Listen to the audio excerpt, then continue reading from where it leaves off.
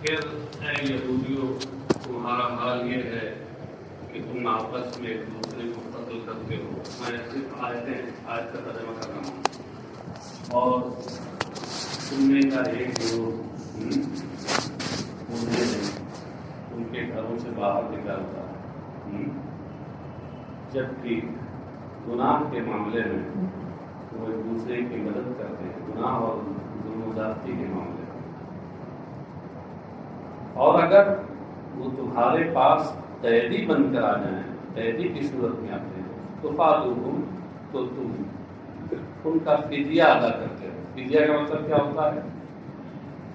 مال وغیرہ دے کر کسی کو چھڑا لینا چاہیے، یہ ہے فدیہ.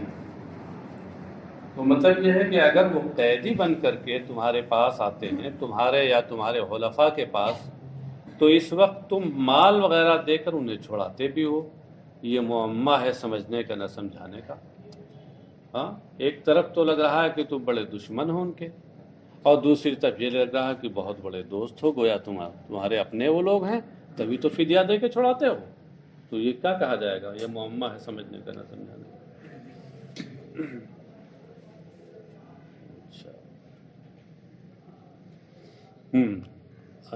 اس میں کیا ہے؟ وَهُوَ مُحَرَّمٌ عَلَيْكُمْ إِخْرَاجُهُمْ، وَهُوَ مُحَرَّمٌ عَلَيْكُمْ إِخْرَاجُهُمْ، جبکہ حال یہ ہے، معاملہ یہ ہے کہ ان کے گھروں سے اور بستیوں سے نکالنا تمہارے اوپر حرام کیا گیا ہے. ہوا کے بعد الشان نکال کر اشارہ کیا اس بات کی طرف کہ یہ ضمیر شان ہے. ضمیر شان تو جانتے ہوں گے آپ لوگ. ہاں، بڑی شان سے علم نحو کی ساری کتابیں آپ لوگوں نے پڑھی ہیں اور ختم کی ہوں گی، تو ضمیر شان تو جانتے ہوں گے. ضمیر شان وہ ضمیر غائب، ضمیر واحد غائب غیر مجرور ہے. غیر مجرور کی قید ہے. اس سے پتہ لگا کہ ضمیر شان کبھی مجرور نہیں ہوگی، یا تو مرفوع ہوگی یا منصوب. جس کے بعد کوئی جملہ ہو جو اس کی تفسیر کر رہا ہو. جیسے قل هو اللہ احد میں ہوا ضمیر شان ہے کہ جو واحد ہے، غائب ہے، مذکر ہے، غیر مجرور ہے، اور اس کے بعد ایک جملہ آ رہا ہے اللہ احد، وہ اس کی تفسیر کر رہا ہے. تفسیر کرنے کا مطلب یہ ہے کہ ہوا کا جو مرجع ہے وہ اسی میں مذکور ہوتا ہے، جس سے وضاحت ہو جاتی ہے ضمیر کی. یہاں بھی وہی صورتحال ہے کہ ہوا ضمیر شان مبتدا ہے، محرم علیکم اخراجہم یہ جملہ اس کے بعد خبر ہے، اس طور پر کہ محرم علیکم یہ خبر مقدم ہے اور اخراجہم مبتدا مؤخر ہے. تو اس طرح یہ مبتدا خبر مل کر کے اور جملے اسمیہ خبریہ ہو کر ہوا ضمیر شان کی خبر ہے، اور اسی میں اس ضمیر شان کا مرجع ہے، وہ ہے اخراج. بات سمجھے؟ ہاں، اور اگر یہی ضمیر جس کے اوصاف میں نے بھی بیان کیے ان تمام اوصاف کے ساتھ پائی جائے، صرف مذکر کے بجائے مؤنث ہو جائے، تو یہی شان کے بجائے ضمیر قصہ ہو جائے. ضمیر شان ضمیر قصہ میں صرف اتنا فرق ہے، ضمیر شان مذکر ہوتی ہے اور ضمیر قصہ مؤنث ہوتی ہے. بس. ہوا محرم علیکم اخراجہم، جبکہ ان کے گھروں سے نکالنا یہ تمہارے اوپر حرام ٹھہرایا گیا ہے. کہتے ہیں متصل بقولہ وتخرجون، کہہ رہے ہیں یہ معنوی اعتبار سے اس جملے کا تعلق وتخرجون فریقا منکم من دیارہم، اس سے اس کا تعلق ہے. اور بیچ میں اور جملے آ گئے نا، کہتے ہیں والجملۃ بینہما اعتراض، اور ان کے دونوں کے درمیان جو جملے آئے وہ جملے معترضہ ہوئے. اے کما حرم ترک الفداء، کیا مطلب ہوا؟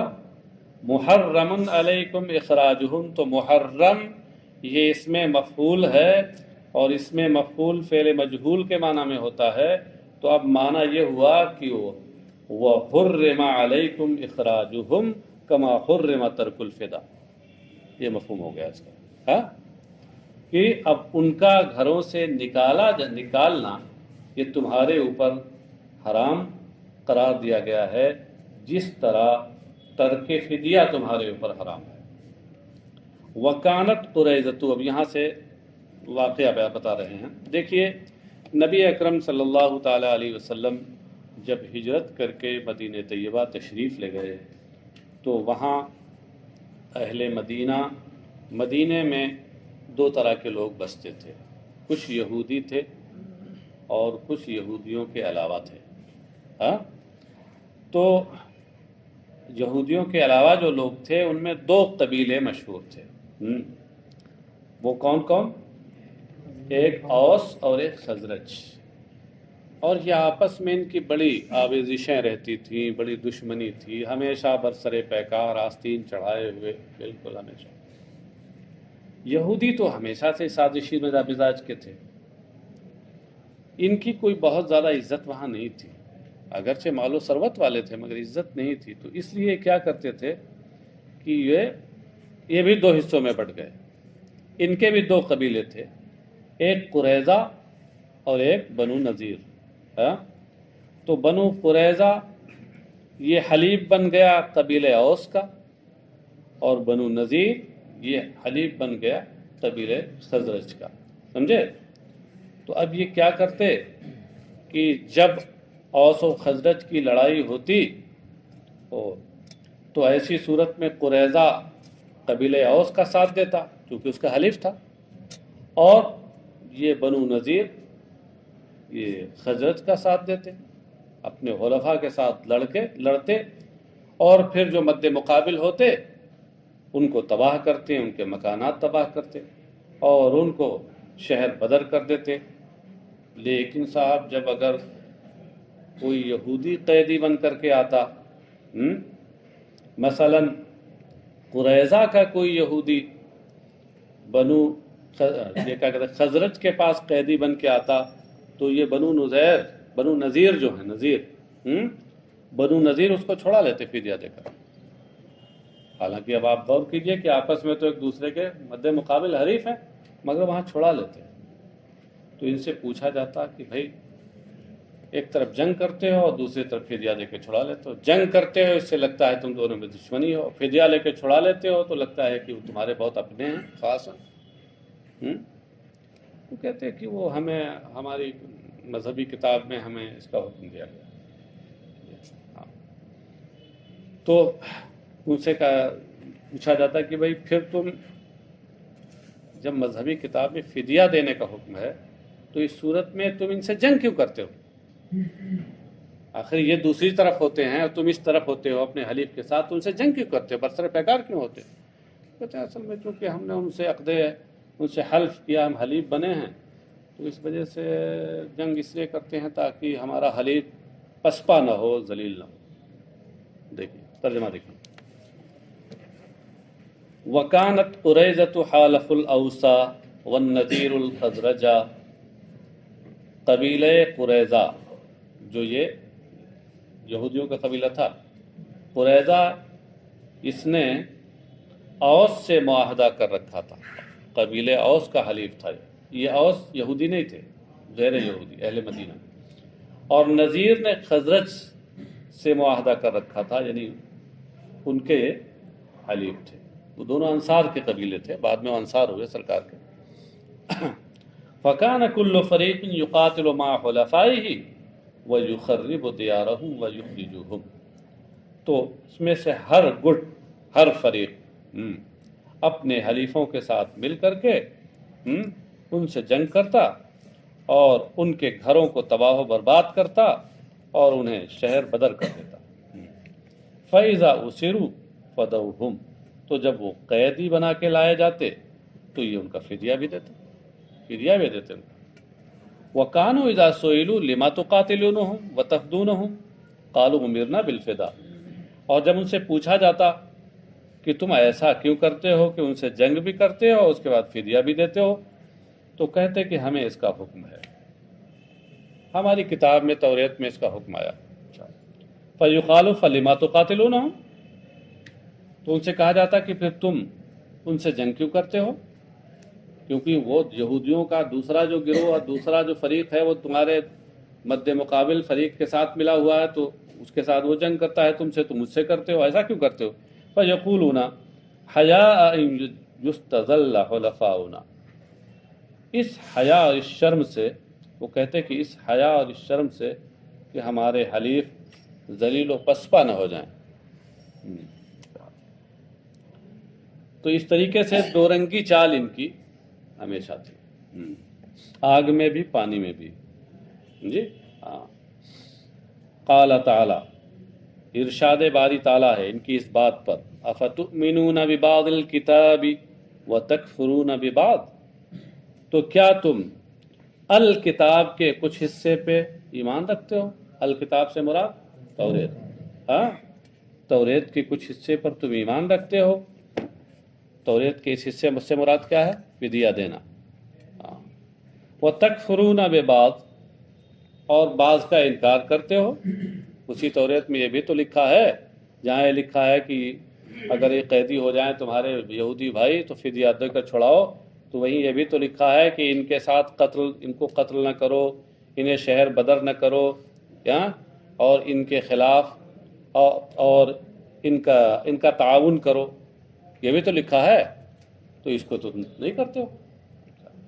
وَتَكْفُرُونَ بِبَعْضٍ، اور کچھ کا اور بعض کا تم انکار کرتے ہو، یہ ہے قتل نہ کرنا، اور ساتھ ہی ساتھ ان کو باہر نکالنا اور ان کے ساتھ تعاون اور مدد کا معاملہ کرنا۔ یہ مظاہرہ کس سے نکلا ہے؟ وہ تظاہرون سے ہے، تظاہر اور مظاہرہ۔ فما جزاء من يفعل ذلك منكم الا خزي في الحياة الدنيا ويوم القيامة يردون الى اشد العذاب، تو تم میں سے جو ایسا کرے اس کا بدلہ دنیاوی زندگی اور قیامت میں، نہیں، دنیاوی زندگی میں ذلت و رسوائی ہی ہے۔ فما جزاء الا، ما نافیہ ہے اور الا اس کے بعد استثناء کے لیے آیا، اور جب حرف نفی کے بعد الا آتا ہے تو اب وہاں مثبت کا معنی ہو جاتا ہے حصر کے ساتھ۔ جیسے لا الہ الا اللہ کا کیا مطلب ہے؟ اللہ ہی معبود ہے، لا الہ الا اللہ، معبود اللہ ہی ہے، سمجھے نا؟ ویسے یہاں کر سکتے ہیں فما جزاء من یفعل ذلک، تو تم میں سے جو یہ کرے اس کا بدلہ دنیاوی زندگی میں رسوائی ہی ہے۔ خزیٌ کا لغوی معنی بتا رہے ہیں، ہوان و ذل، رسوائی، ذلت، فی الحیات الدنیا۔ مفسر آگے کہتے ہیں کہ وقد خذوا بقتل قریظہ ونفی النذیر الی الشام وضرب الجزیہ، کہ جو اللہ نے فرمایا ہے کہ دنیاوی زندگی میں ذلت و رسوائی ہی اس کا بدلہ ہے، تو یہ بدلہ دنیا میں نہیں ملا، کہ قریظہ کو قتل کر کے اور بنو نذیر کو ملک شام جلا وطن کر کے اور ان پر جزیہ اور ٹیکس مقرر کر کے ان کو ذلیل و رسوا کی، وہ ذلیل و رسوا ہوئے۔ ہوا کیا تھا کہ جب نبی اکرم صلی اللہ علیہ وسلم پہنچے وہاں، اور آپ کی برکت سے انصار متحد ہو گئے، اوس اور خزرج کے جو باہمی جھگڑے تھے وہ سب ختم ہو گئے، تو ان یہودیوں کی پیٹ میں اب درد ہونے لگا، یہ تو بڑا مسئلہ ہے، ہم دونوں کو لڑاتے تھے، اب یہ شخص آیا، اس نے آ کر سب کو ملا دیا، تو پیٹ میں درد ہونے لگا۔ اب یہ اندر اندر سازشیں کرنے لگے، کبھی ان کو بہکاتے، کبھی ان کو بہکاتے، کبھی لڑانے پہ آمادہ کرتے، اس طریقے سے کرتے تھے۔ تو ایک موقع پر، بلکہ بعض موقعوں پر تو یہ جب مسلمانوں کے خلاف باہر سے کوئی حملہ کرتا تو یہ اس کی مدد کرتے. ہاں تو پھر نبی اکرم صلی اللہ علیہ وسلم نے کیا کیا کہ اب ان کے لیے آخری فیصلے کا حکم دے دیا، اور اس طرح یہ فیصلہ کیا کہ چونکہ بنو قریظہ جو تھے یہ قتل و غارت گری میں بھی ملوث تھے، اس لیے حکم یہ ہوا کہ ان کو قتل کیا جائے. حضرت سعد ابن معاذ جو انصار کے رئیس تھے اور سردار تھے، حضور اکرم صلی اللہ تعالیٰ علیہ وسلم نے ان کو حکم بنایا کہ آپ فیصلہ کیجئے ان کے بارے میں. انہوں نے کہا کہ قریظہ میں جتنے لڑنے پھرنے والے ہیں اس عمر کے ہیں، ان کو سب کو قتل کر دیا جائے، سمجھے، اور باقی عورتیں اور بچے جو ہیں بوڑھے ہیں ان کو چھوڑ دیا جائے.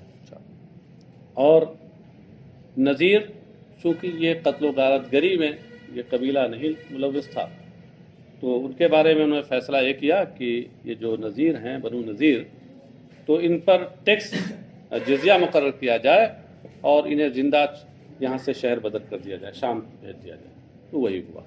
بہرحال ذلیل و رسوا دونوں ہوئے، قریظہ بھی اور نذیر بھی. اس طرح قیامت دنیاوی زندگی میں ان کے لیے ان کی قسمت میں ذلت و رسوائی آئی. وَيَوْمَ الْقِيَامَةِ يُرَدُّونَ إِلَىٰ أَشَدِّ الْعَذَابِ، اور قیامت کے دن انہیں سخت ترین عذاب کی طرف لوٹایا جائے گا.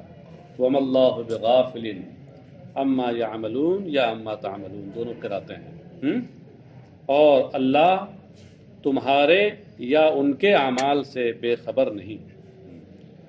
بل یا نیچے لکھا ہے یعملون، ایک قرات میں بل یا نیچے لکھا ہے ابن کثیر و نافع. یعملون والی قرات جو ہے یہ ابن کثیر اور نافع کی ہے، اور جو تعملون والی ہے تا کے ساتھ اوپر لکھا ہے تاء الفوقیہ للاکثر، اکثر قراء کی قرات ہے.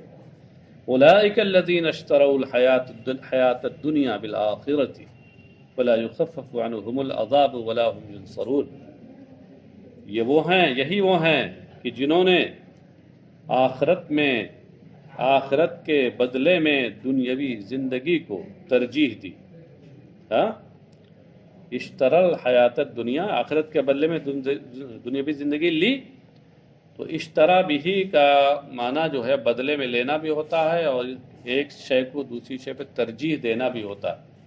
دیکھیے آپ غور کیجئے کہ خرید و فروخت میں ترجیح کا مفہوم پایا جاتا ہے. ایک طرف ثمن ہے اور ایک طرف ہے مبیع ہے. تو بائع کیا کرتا ہے، یہ بیچنے والا یہ ثمن کو ترجیح دیتا ہے، ثمن لیتا ہے، اور مشتری مبیع کو ترجیح دیتا ہے، اس کو لیتا ہے. تو ترجیح کا معاملہ ہے دونوں میں، یہ لازمی معنی ہے اس کا. جسے مفسر کہتے ہیں اشتروا الحیات الدنیا بالآخرہ بأن آثروها علیہا، یعنی اس میں اشترا میں ایثار ترجیح والا معنی ہے، اس طور پر کہ انہوں نے دنیاوی زندگی کو آخرت پر ترجیح دی. فلا یخفف عنہم العذاب ولا هم ینصرون، تو نہ ان کے عذاب کو کچھ ہلکا کیا جائے گا اور نہ ہی ان کی مدد کی جائے گی. مدد میں کیا ہوتا ہے، مدد کسی کی جاتی ہے تو مطلب یہ ہوتا ہے کہ پریشانیوں سے اس کا بچاؤ کیا جاتا ہے، دفاع کیا جاتا ہے، یہی نا. تو دفاع اور روکنے کا معنی اس کے اندر پایا جاتا ہے. اس لیے اس کی تفسیر میں کہتے ہیں کہ لا ولا هم ینصرون یعنی یمنعون منہ، اور نہ ہی انہیں اس سے روکا جائے گا، عذاب سے ان کا دفاع نہیں کوئی کرے گا. وَلَقَدْ آتَيْنَا مُوسَى الْكِتَابَ وَقَفَّيْنَا مِن بَعْدِهِ بِالرُّسُلِ وَآتَيْنَا عِيسَى ابْنَ مَرْيَمَ الْبَيِّنَاتِ وَأَيَّدْنَاهُ بِرُوحِ الْقُدُسِ أَفَكُلَّمَا جَاءَكُمْ رَسُولٌ بِمَا لَا تَهْوَىٰ أَنفُسُكُمُ اسْتَكْبَرْتُمْ فَفَرِيقًا كَذَّبْتُمْ وَفَرِيقًا تَقْتُلُونَ. اور یقیناً ہم نے موسیٰ کو الکتاب دی، یعنی تورات. کیا اشارہ کیا جی، وَقَفَّيْنَا مِن بَعْدِهِ بِالرُّسُلِ، اور ہم ان کے بعد ہم نے رسولوں کو لائے. تو ان کے بعد کیا؟ ان کے بعد سے مراد حضرت موسیٰ کے بعد. ہاں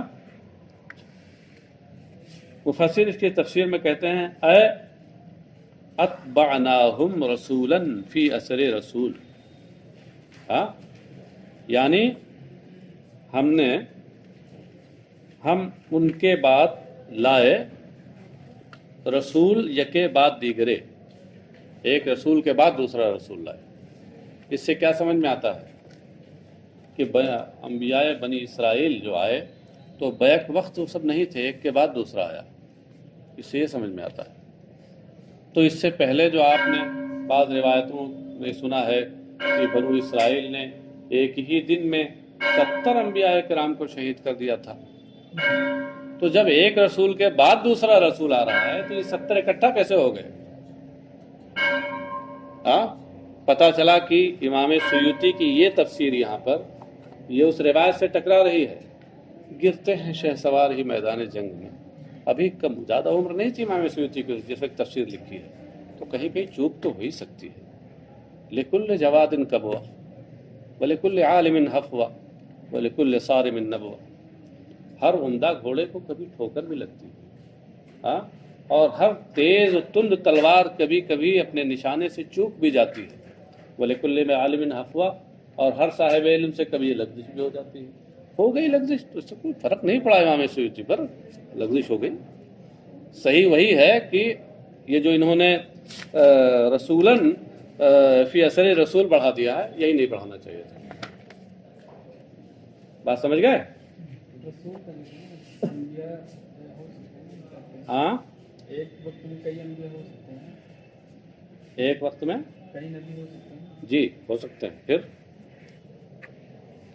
انبیاء بنی اسرائیل میں بھی جو رسول آئے ہیں وہ رسول بھی مستقل نہیں تھے، وہ سب تابع تھے شریعت موسوی کے. تو ان کی حیثیت انبیاء ہی کی تھی. آپ سمجھ گئے؟ ہاں اس لیے اعتراض اپنی جگہ پہ برقرار ہے. جی وَآتَيْنَا عِیسَیٰ ابْنَ مَرْیَمَ الْبَیِّنَاتِ وَأَیَّدْنَاهُ بِرُوحِ الْقُدُسِ. اور ہم نے عیسیٰ ابن مریم کو روشن معجزات دیے. البینات یعنی المعجزات. اشارہ کیا یہ کہ بینات یہ صفات غالبہ میں سے ہے، اصل میں ہے الآیات البینات، روشن نشانیاں جن کو آپ معجزہ کہتے ہیں. ویسے معجزات جو ہے یہ خود بھی تو صفات غالبہ میں سے ہے، یہ بھی تو صفت ہی ہے معجزہ، یعنی آیت المعجزہ. تو روشن معجزات دیے، مثلا مردوں کو زندہ کرنا اور نابینا اور ابرس یعنی سفید داغ والے کو شفا بخشنا، یہ معجزات دیے ہم نے. وَأَيَّدْنَاهُ قَوَّيْنَاهُ بِرُوحِ الْقُدُسِ.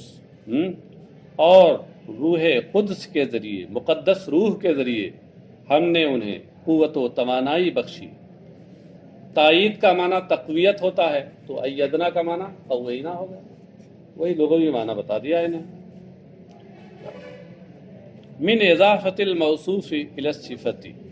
روح القدس میں کہتے ہیں کہ دراصل روح موصوف ہے، اور القدس بمعنی مقدس، یہ اس کی صفت ہے. لیکن یہاں کیا ہوا کہ موصوف کی صفت کی طرف اضافت کر دی گئی.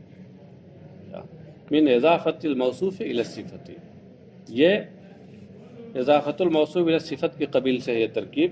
یعنی معنی کیا ہے؟ اے روح المقدس، کہ روح پاکیزہ روح کے ذریعے ہم نے انہیں قوت پہنچائی. یہ پاکیزہ روح کون تھے؟ حضرت جبرائیل لطہارتہ. اور ان کو روح مقدسہ کیوں کہا گیا؟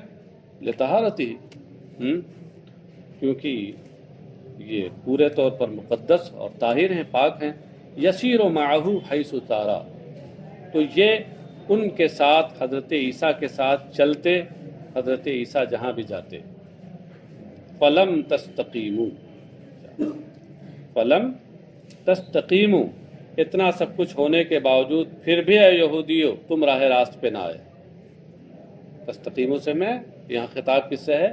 وہی یہودیوں سے، کہ ہم نے یہ سب یہ کیا پھر بھی تم راہ راست پہ نہ آئے. اور اس کے بعد آگے پھر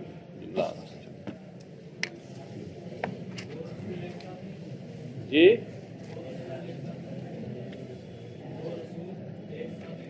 آ سکتے ہیں، مگر یہ فی اثر رسول جو کہا ہے انہوں نے، اس سے سمجھ میں آتا ہے کہ ایک کے بعد دوسرا آئے گا، اسی کو تو میں کہہ رہا ہوں کہ یہ ان کو نہیں کہنا چاہیے تھا۔